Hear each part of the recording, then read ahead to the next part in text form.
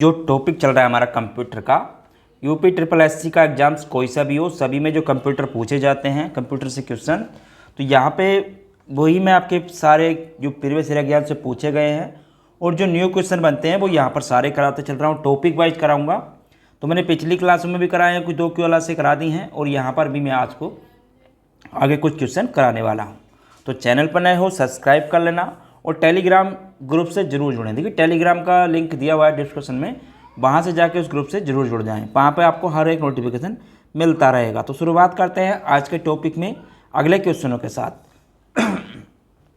अगला क्वेश्चन है, निम्नलिखित में से कौन सा एक सेंट्रल प्रोसेसिंग यूनिट का एक हिस्सा है? तो कौन सा इसमें सेंट्रल प्रोसेसिंग यूनिट का हिस्सा है? देखिए अगर यहाँ पे बात करूँ तो जो सेंट्रल प्रोसेसिंग यूनिट का हिस्सा है इसमें, तो वो ALU होता है। ठीक है, क्या होता इसमें क्या है ऑप्शन के अनुसार? ALU। ALU क्या होता है? अर्थमेटिक लॉजिक यूनिट का संक्षिप्त रूप है ALU। ठीक है, अब ALU का जो उपयोग होता है वो अंकगणितीय और तार्किक गणना के लिए किया जाता है। ALU में जनरेट होने वाले रिजल्ट को मेमोरी यूनिट में स्टोर किया जाता है। ठीक है, जो रिजल्ट होते हैं उसको कहाँ पर स्टोर किया जाता है? तो मेमोरी यूनिट में उसको स्टोर किया जाता है। ठीक है, चलिए अगला क्वेश्चन देखते हैं। निम्नलिखित में से कौन सा सेंट्रल प्रोसेसिंग यूनिट CPU का भाग नहीं है? तो CPU का कौन सा भाग है इसमें नहीं है? देखिए अगर यहाँ पे बात करो सेंट्रल प्रोसेसिंग यूनिट का, तो अर्थमेटिकल एंड लॉजिक यूनिट इसका भाग होता है। CU यानी कि कंट्रोल यूनिट इसका भाग होता है CPU का। रजिस्टर्स इसका भाग होता है सेंट्रल प्रोसेसिंग यूनिट का, CPU का। ठीक है, तो देखिए हार्डवेयर की दृष्टि से 3 मुख्य भागों में इसे बांटा गया है। Control unit, memory register, control unit, memory registers और अर्थमेटिक लॉजिक यूनिट। ठीक है, तो ये तीनों होते हैं, लेकिन यहाँ पे अगर बात करूँ रैंडम एक्सेस मेमोरी, तो ये CPU का भाग नहीं है। ठीक है,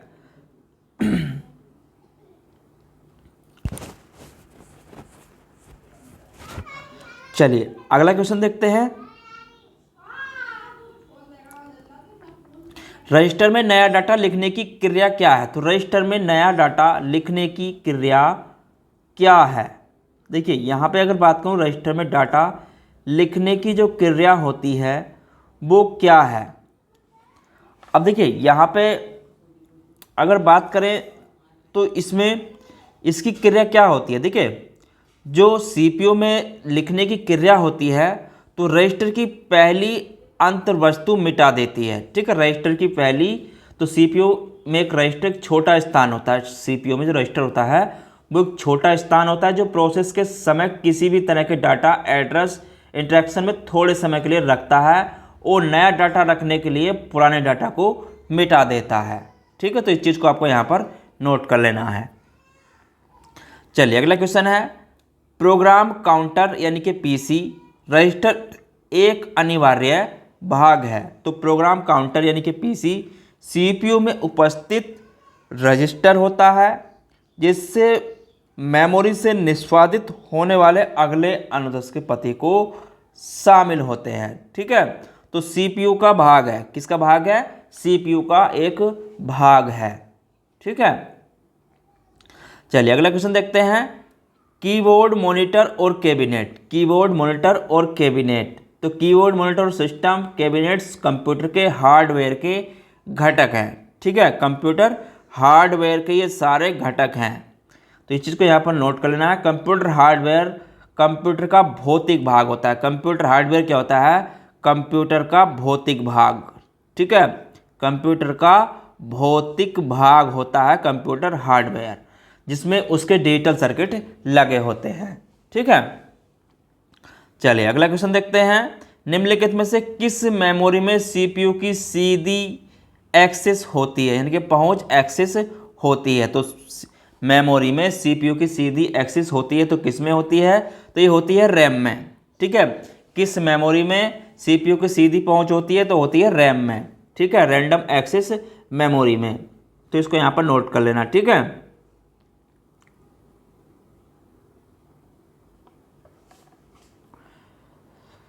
चलिए अगला क्वेश्चन देखते हैं।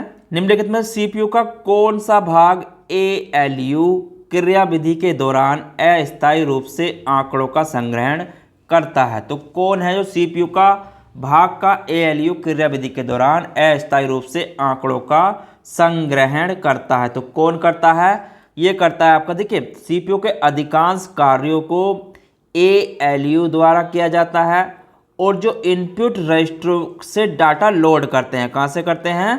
रजिस्टरों से डाटा लोड करते हैं। एएलयू आउटपुट रजिस्टर में परिणाम को स्टोर करता है।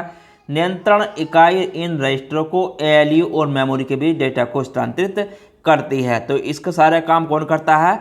तो रजिस्टर ये काम करता है। ठीक है, चलिए अगला क्वेश्चन देखते हैं। निम्नलिखित में से कौन सा विकल्प सीपीयू मेमोरी में शामिल है? तो कौन सा विकल्प है जो सीपीयू मेमोरी में शामिल है? देखिए, अगर सीपीयू मेमोरी की बात करूं तो इसमें स्केच पैड मेमोरी, यानी कि स्केच पैड मेमोरी और कैश मेमोरी दोनों सीपीयू मेमोरी में शामिल होती हैं। ठीक है, तो दोनों सीपीयू मेमोरी में शामिल होती हैं, दोनों सीपीयू मेमोरी में शामिल होती हैं।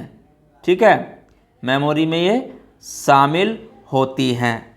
ठीक है, तो देखिए स्केच मेमोरी, तो स्केच मेमोरी जो होती है, अगर इसकी बात करूं तो इसे बोलते हैं एसपीएम। ठीक है, एक उच्च गति की आंतरिक मेमोरी होती है। क्या होती है? एक उच्च गति की आंतरिक मेमोरी, उच्च गति की आंतरिक मेमोरी। ठीक है, आंतरिक मेमोरी होती है ये आपकी। ठीक है, जिसका उपयोग काय में करता है? गणना, डेटा और अन्य कार्य या अस्थायी भंडार के लिए किया जाता है। ठीक है, चलिए अगला क्वेश्चन देखते हैं। कार्यक्रम काउंटर पीसी रजिस्टर भंडारण होता है। तो कार्यक्रम काउंटर पीसी रजिस्टर भंडारण होता है। ठीक है, अगर इसकी बात करूँ, प्रोग्राम काउंटर जो होता है कंप्यूटर प्रोसेसर में एक रजिस्टर होता है। ठीक है, तो जिसमें वर्तमान समय में जो निष्पादित होने वाले निर्देश हैं उनका पता शामिल होता है। जैसे कि प्रत्येक निर्देश प्राप्त हो जाता है तो काउंटर कार्यक्रम एक से अपने संग्रहित मूल्य को बढ़ाता है। ठीक है, तो निष्पादित होने वाले अगले अनुदेश का पता होता है इसमें काउंटर रजिस्टर में। ठीक है, चलिए अगला क्वेश्चन देखते हैं। कंप्यूटर की दुनिया में शून्य और एक से निर्मित इन शून्य और एक को भंडारित करने के लिए प्रोसेसर के अंदर लगाया जाता है। तो प्रोसेसर के अंदर क्या लगाया जाता है? देखिए, यहाँ पे अगर बात करूँ तो कंप्यूटर के लिए संसार शून्य और एक से निर्मित शून्य से एक को भंडारित करने के लिए प्रोसेसर के अंदर जो लगाया जाता है वो ट्रांजिस्टर लगाया जाता है। ठीक है, ट्रांजिस्टर लगाया जाता है। और कंप्यूटर की जो सारी गणनाएं होती हैं, जो कंप्यूटर की सारी क्या होती हैं? गणनाएं। अगर गणनाएं की बात करूं तो जो गणनाएं होती हैं तो वो आपकी 0 और 1 के बीच होती हैं। ठीक है, 0 और 1 के बीच मध्य पूर्ण की जाती हैं। ठीक है, चलिए अगला क्वेश्चन देखते हैं। किसी कंप्यूटर में जोड़ने, तुलना करने और मिलाने के कार्य कहाँ होते हैं? किसी भी कंप्यूटर में जोड़ने, तुलना करने और मिलाने के जो कार्य होते हैं वो कहाँ पर होते हैं? देखिए, अगर यहाँ पे अगर बात करूँ तो किसी भी सीपीयू स्टैंडर्ड प्रोग्राम इंस्ट्रक्शन के आधार पर काम करता है। सीपीयू जो करता है स्टैंडर्ड प्रोग्राम इंस्ट्रक्शन के आधार पर काम करता है। प्रोसेसिंग से पहले डाटा और निर्देशों को सीपीयू में बने, जो सीपीयू होता है सीपीयू में बने रजिस्टर में अस्थायी तौर पर स्टोर किया जाता है। सीपीयू रजिस्टर में स्थित निर्देशों के अनुसार ही डाटा प्रोसेसिंग के लिए अंकगणितीय और तार्किक कार्यवाही करता है। ठीक है, तो इसका क्या हो जाएगा? यानी कि सीपीयू चिप। तो कहाँ पर करता है ये आपका? सीपीयू रजिस्टर जोड़ने के लिए कहाँ कार्य करता है? सीपीयू चिप में कार्य करता है। ठीक है, जिसमें कि छोटे छोटे रजिस्टर बने होते हैं। चलिए अगला क्वेश्चन देखते हैं। सीपीयू का प्रमुख कार्य है। तो सीपीयू का जो प्रमुख कार्य है, अगर उसकी बात करूँ, देखिए सीपीयू का जो प्रमुख कार्य होता है तो जिसे बोलते हैं सेंट्रल प्रोसेसिंग यूनिट। तो इसका जो मुख्य कार्य होता है प्रोग्रामों को एग्जीक्यूट कराना होता है। ठीक है, एग्जीक्यूट मतलब प्रोसेसिंग कराना होता है। इसके अलावा प्रोसेसिंग यूनिट अन्य सभी भागों जैसे मेमोरी हो गई, मेमोरी यूनिट हो गई, इनपुट आउटपुट डिवाइसेस के कार्य को भी कंट्रोल करता है। प्रोसेसिंग यूनिट कंट्रोल के अंतर्गत इनपुट डिवाइस में डाटा प्रोग्राम ग्रहण मेमोरी में स्टोर किए जाते हैं। प्रोग्राम अनुदेशों के अनुसार प्रोग्राम के बाद आउटपुट में रिजल्ट प्राप्त होता है। तो ये क्या करता है? डाटा और जानकारी को प्रोसेस करता है सीपीयू। ठीक है, चलिए अगला क्वेश्चन देखते हैं। प्रमुख मेमोरी है, प्रमुख मेमोरी के समन्वय से कार्य करती है। तो प्रमुख मेमोरी किसके समन्वय से कार्य करती है? देखिए प्रमुख मेमोरी जो होती है वो सीपीयू के समन्वय से कार्य करती है, क्योंकि सारे कार्य आपके जितने भी सिस्टम में, कंप्यूटर सिस्टम में, सभी गणनाएं, संशोधन, तुलनात्मक कार्य सीपीयू द्वारा ही किए जाते हैं। ठीक है, तो इसके अलावा कंप्यूटर की अन्य जो यूनिट होती हैं उनके द्वारा किए जाने वाले कार्य नियंत्रण करने के लिए सीपीयू ही जिम्मेदार होता है। ठीक है, अब सीपीयू के भाग क्या क्या होते हैं? अगर यहाँ पे बात करूँ सीपीयू के भाग, तो सीपीयू के भाग होते हैं आपका एएलयू होता है, ठीक है, सीयू होता है, रजिस्टर्स होता है, रजिस्टर होता है, सीपीयू की मेमोरी से समन्वय कार्य करता है। ठीक है, तो सीपीयू में सभी प्रकार के प्रोसेसिंग कार्य भी होते हैं, तो इस चीज़ को भी नोट कर लेना यहाँ पर। चलिए अगला क्वेश्चन देखते हैं। फिर ये क्वेश्चन हो गया। ठीक है, तो निम्नलिखित में से कौन सी संग्रहण इकाई सीपीयू का अभिन्न अंग है? तो कौन सी इकाई सीपीयू का अभिन्न अंग है? देखिए यहाँ पे अगर बात करूँ तो सीपीयू सेंट्रल प्रोसेसिंग यूनिट एक प्रोसेसर, रजिस्टर, डेटा रखने वाले स्थानों में से एक होता है।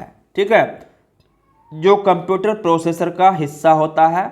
एक रजिस्टर में, जो एक रजिस्टर होता है उसके अंदर एक निर्देश, एक स्टोरेज एड्रेस या किसी भी प्रकार का डाटा हो सकता है। ठीक है, तो संग्रहण इकाई सीपीयू का अभिन्न अंग है, यानी कि रजिस्टर इसका अभिन्न अंग है सीपीयू का। ठीक है, चलिए अगला क्वेश्चन देखते हैं।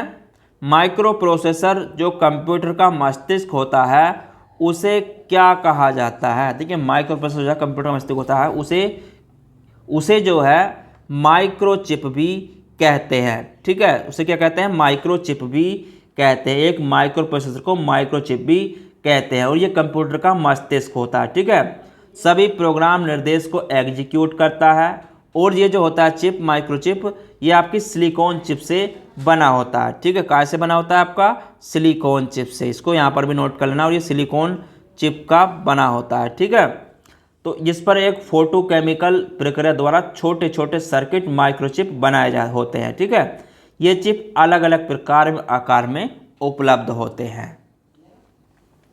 चलिए अगला क्वेश्चन देखते हैं। निम्नलिखित में से क्या उच्च गति, हाई स्पीड, सूक्ष्म कार्य संपादक माइक्रो प्रोसेसर का एक उदाहरण है? देखिए यहाँ पे अगर बात करूँ तो क्या, देखिए यहाँ पे अगर बात करूँ कौन सा है, तो यहाँ पर पेंटियम। ठीक है, पेंटियम को इंटेल ने बनाया था। यहाँ पर अगर बात करूँ पेंटियम को इंटेल ने बनाया था। किसने बनाया था? इंटेल ने। कब बनाया था? 1993 में बनाया था। ठीक है, पेंटियम को इंटेल ने 1993 में बनाया था। पेंटियम का नाम ग्रीक शब्द पेंटा से लिया गया। इसका जो पेंटियम का नाम है, अगर इसके नाम की बात करूं तो इसका नाम ग्रीक शब्द पेंटा से लिया गया। ठीक है, ग्रीक शब्द पेंटा से लिया गया है। ठीक है, तो पेंटा से लिया गया है, जिसका अर्थ होता है 5। ठीक है, अब इसका अर्थ क्या होता है? इसका अर्थ होता है 5। ठीक है, इसका अर्थ होता है 5। ठीक है, तो इसको यहाँ पर नोट कर लेना। चलिए अगला क्वेश्चन देखते हैं। कंप्यूटर चिप का दूसरा नाम है। तो कंप्यूटर जो चिप होती है उसका दूसरा नाम क्या है? देखिए कंप्यूटर चिप का दूसरा नाम माइक्रोचिप है। ठीक है, क्या है? माइक्रोचिप होता है इसका दूसरा नाम। ठीक है, इसे माइक्रोचिप भी बोलते हैं। ठीक है, तो इस चीज़ को यहाँ पर नोट कर लेना। उसके बाद अगला क्वेश्चन देखते हैं। निम्नलिखित उत्पादों में से कौन सा उत्पाद पेंटियम ब्रांड के नाम से जाना जाता है? तो कौन सा उत्पाद है जो पेंटियम ब्रांड के नाम से जाना जाता है? देखिए जो माइक्रो प्रोसेसर होता है तो पेंटियम इंटेल कंपनी द्वारा एक विकसित खास तरह का माइक्रो प्रोसेसर है जो कंप्यूटर सीपीयू में टावर के भीतर रहता है। ठीक है, माइक्रो प्रोसेसर को सीपीयू के चिप के नाम से भी जाना जाता है, जो कंप्यूटर का मस्तिष्क कहलाता है। और देखिए एथेनॉल और सेलेरॉन नामक अन्य प्रमुख माइक्रो प्रोसेसर हैं। दो जो हैं जो माइक्रो प्रोसेसर हैं, एक तो आपका एथेनॉल, ठीक है, एथेलान और सेलान, और आपका सेलेरॉन। तो ये माइक्रो प्रोसेसर हैं दोनों, ठीक है, ये क्या है, दोनों माइक्रो प्रोसेसर हैं, ठीक है, तो इनको भी यहाँ पर नोट कर लेना। चलिए अगला क्वेश्चन देखते हैं। अब देखिए सेलेरॉन, पेंटियम और कोर क्रम प्रारूप है, तो सेलेरॉन, पेंटियम और कोर क्रम प्रारूप है, तो ये क्या है, देखिए यहाँ पर अगर बात करूँ तो ये कंप्यूटर के प्रोसेसर है, ठीक है, सेलेरॉन, पेंटियम, कोर क्रम कंप्यूटर के प्रोसेसर के रूप हैं, ठीक है। सेलेरॉन एक इंटेल कॉर्पोरेशन द्वारा दिए गए कंप्यूटर प्रोसेसर के एक ब्रांड का नाम है, ठीक है, तो ये प्रोसेसर है, इनको यहाँ पर नोट कर लेना। चलिए अगला क्वेश्चन देखते हैं। उच्च क्षमता वाला माइक्रो प्रोसेसर है, तो उच्च क्षमता वाला जो माइक्रो प्रोसेसर है तो वो कौन से हैं। देखिए यहाँ पे अगर बात करूँ तो उच्च क्षमता वाला माइक्रो प्रोसेसर, तो देखिए पेंटियम प्रो ये भी है, पेंटियम सेकंड ये भी है, पेंटियम सेकंड व थर्ड ये भी है, तो यानी कि इसमें आपके सभी हैं। देखिए पेंटियम एक जो है x86 कंप्यूटर माइक्रो प्रोसेसर है जो इंटेल ने 1993 में लाया था। पेंटियम प्रोसेसर एटम और सेलेरॉन के से ऊपर आते हैं, ठीक है, double core i3, i5, i7 से नीचे रखते हैं। इंटेल ने पेंटियम माइक्रो आर्किटेक्चर को डेवलप किया था और उच्च क्षमता वाले पेंटियम प्रो को 1900 ये पेंटियम प्रो था इसको 1995 में बाजार में उतारा था, ठीक है, 1995 में बाजार में लाया। उसके बाद पेंटियम सेकंड, उसके बाद ये आया आपका पेंटियम सेकंड, उसके बाद पेंटियम सेकंड को उसने बाजार में उतारा था, ठीक है।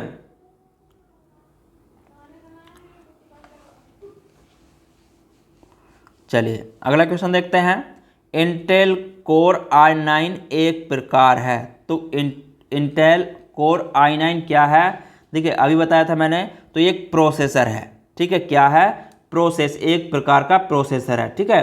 प्रोसेसर के मुख्य उद्देश्य निर्देशों को पढ़ना होता है, ठीक है, जिसमें एड्रेस के रूप में जाना जाता है, जिनके निर्देश कार्यों को निर्देश करता है। देखिए i9 CPU में इंटेल हाइपर थ्रोसिंग तकनीक है और प्रत्येक कोर को तेज प्रदर्शन करने के साथ एक थ्रेड्स को संशोधित करने में सक्षम होता है ये, ठीक है।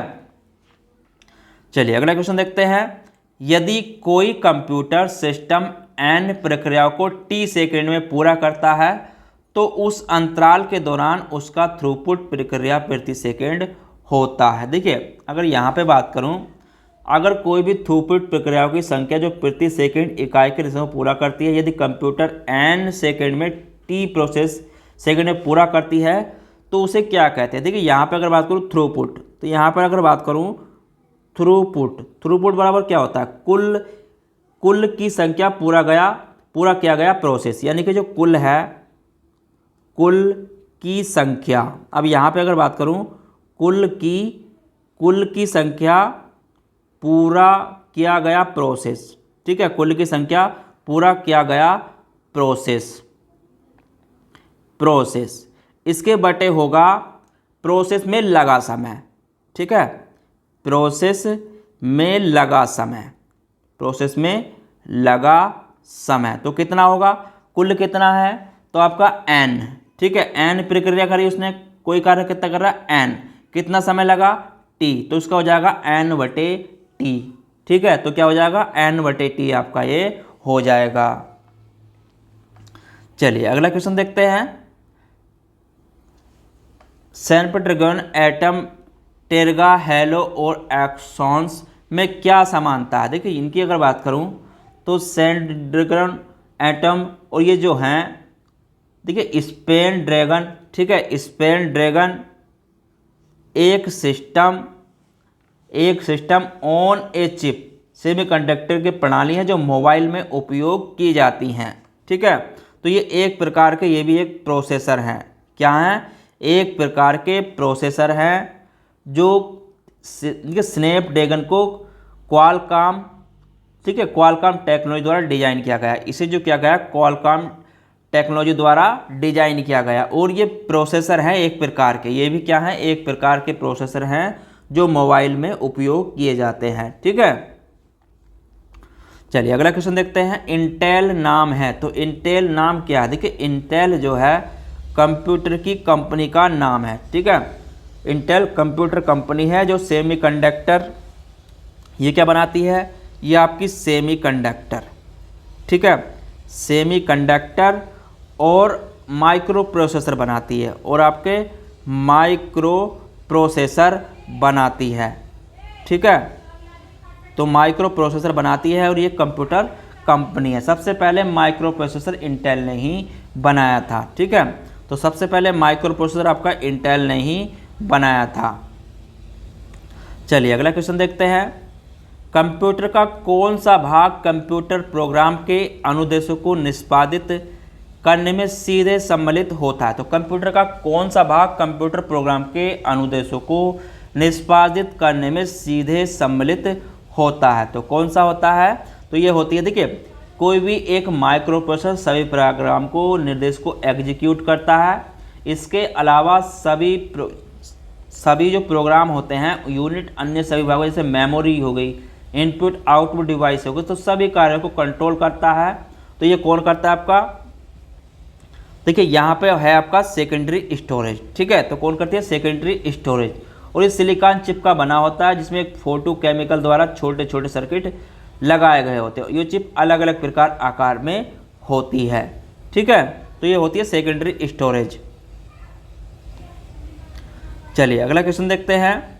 सीपीयू का कौन सा भाग आकलन करता है और निर्णय लेता है? तो सीपीयू का कौन सा भाग है जो आकलन करता है और निर्णय लेता है? देखिए, तो ये सारा काम जो करता है वो करता है एएलयू, ठीक है।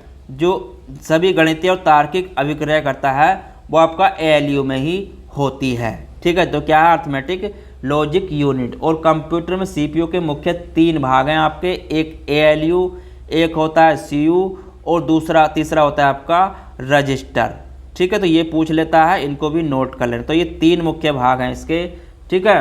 तो सारी क्रियाएं आपकी सभी प्रकार की तुलनाएं गणनाएं आपकी एएलयू ही यूनिट ही करता है। और सीयू क्या करता है? सीयू की बात करूं तो सीयू सीपीयू का मैनेजर होता है, ठीक है। सीयू सीपीयू का मैनेजर, ठीक है, सीपीयू का ये मैनेजर होता है, ठीक है, जो डेटा को सभी प्रकार से नियंत्रित करता है। चलिए अगला क्वेश्चन देखते हैं।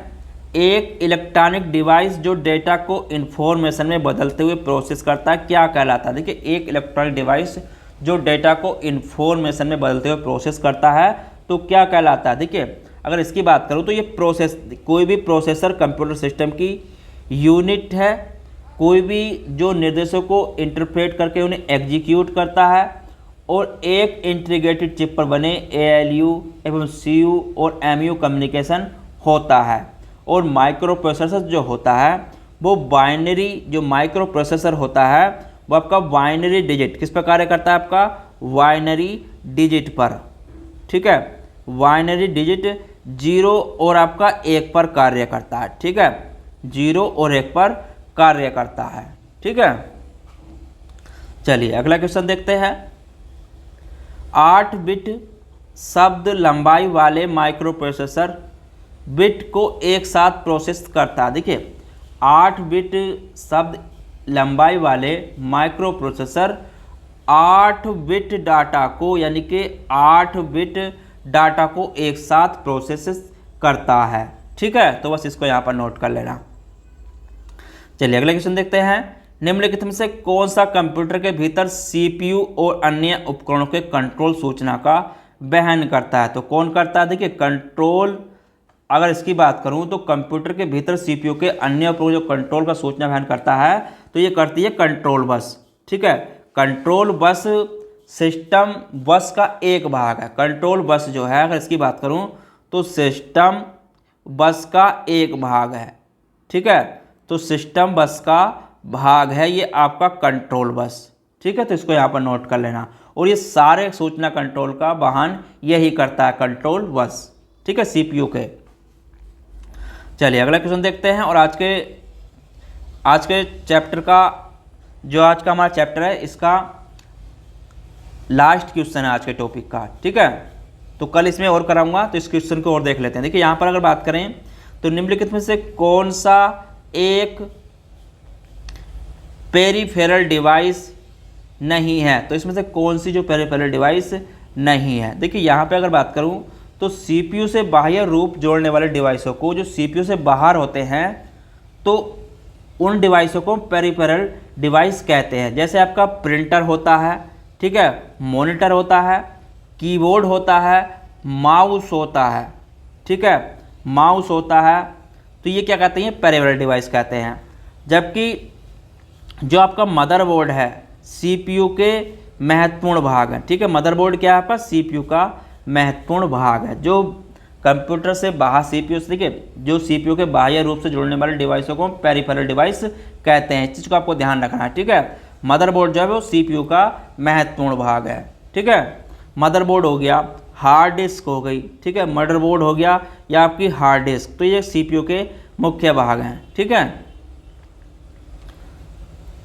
तो आज के टॉपिक में इतना ही, कल मिलते हैं इसमें आगे के क्वेश्चनों के साथ। जब तक के लिए धन्यवाद। चैनल पर नए हो तो सब्सक्राइब कर लेना, अगर वीडियो अच्छी लगी हो तो लाइक शेयर जरूर करें।